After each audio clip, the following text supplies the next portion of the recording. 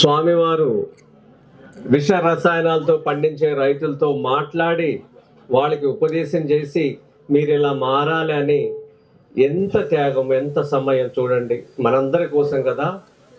మరి ఇక్కడ ఉన్నవాళ్ళు, మీ మనవాళ్ళు, మీ కొడుకులు ఎక్కడో విదేశాల్లో నగరాల్లో ఉన్నారు.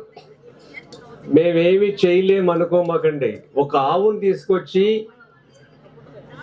ఆవు గోమయం గోజలంతో మీరు జీవామృతం తయారు చేస్తే పంటలన్నీ పండించేది సూక్ష్మజీవులు, వానపాములే. మీరు ఆ పని చేస్తే మళ్ళీ పూర్వం వైపు 3 నెలల్లో మారిపోతుంది.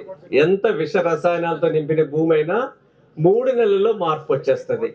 ఇది మీరు చూడాలన్నా, చెయ్యాలన్నా, ఇలాంటి ఆహారం తినాలన్నా మా రైతులు 2 రాష్ట్రాల్లో 25,000 మంది ఉన్నారు.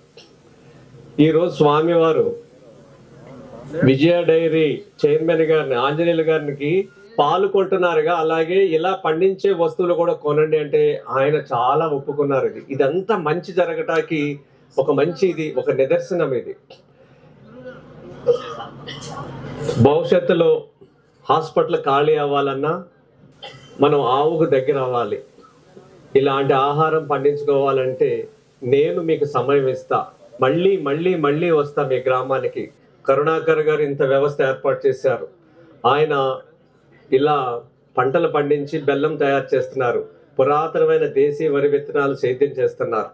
ఇలా మనం అందరం కలిసి స్వామివారి పాదయాత్రతో ఒక స్ఫూర్తి ప్రేరణ పొంది మళ్ళీ మనం పూర్వ వైభవం తెచ్చుకుంటాకి నా సమయాన్ని పూర్తిగా మీకు ఇస్తాను.